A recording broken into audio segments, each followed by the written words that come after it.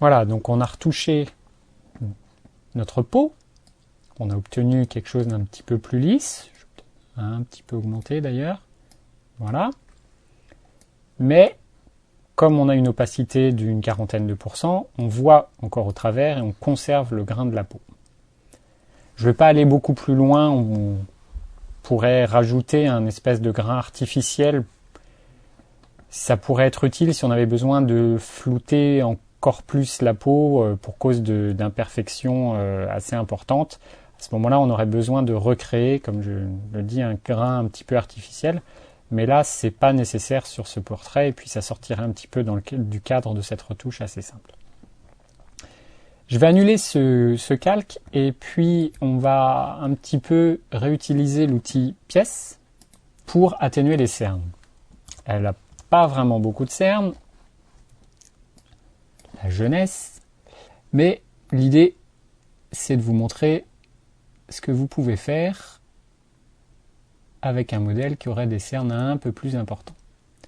L'idée, c'est de, en gros, détourer votre cerne, et ainsi que les éventuelles marques, les rides, et d'utiliser, là encore, vous déplacez votre pièce, vous prenez un morceau en dessous, et là, en désélectionnant, ça a récupéré le grain de la peau qui est ici, et ça l'a appliqué en lissant tout ça, et on obtient un avant-après assez impressionnant.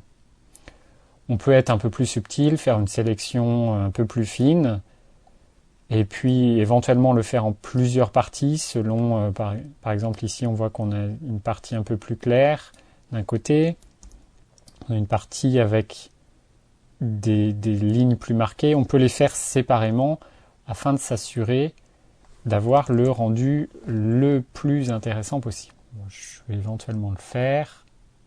Hop. Je ne suis pas sur le bon calque, j'ai changé de calque, je ne sais pas ce qui s'est passé.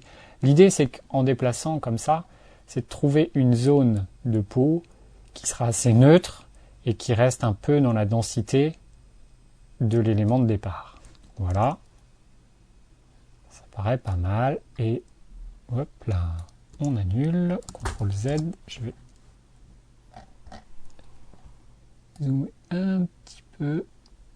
Hop, je suis dessous, c'est pas grave. On va recommencer. Là, l'idée, c'est de prendre juste les marques. Voilà. Et d'aller juste en dessous. Voilà. Un petit peu plus fin.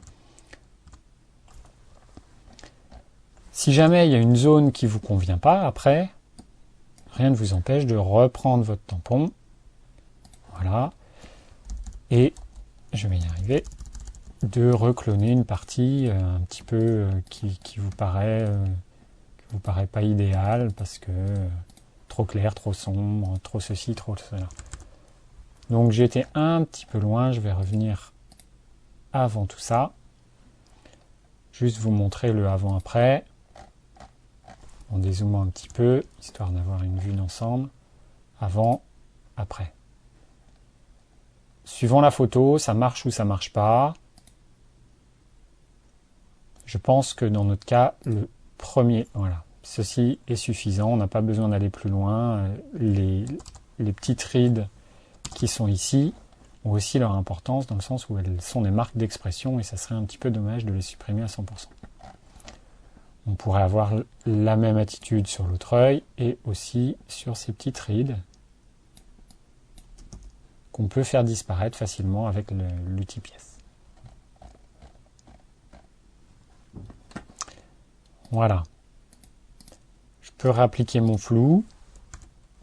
On aurait pu faire cette retouche avant, histoire que le flou prenne en compte la modification qu'on a faite avec l'outil pièce. C'est pas gravissime non plus.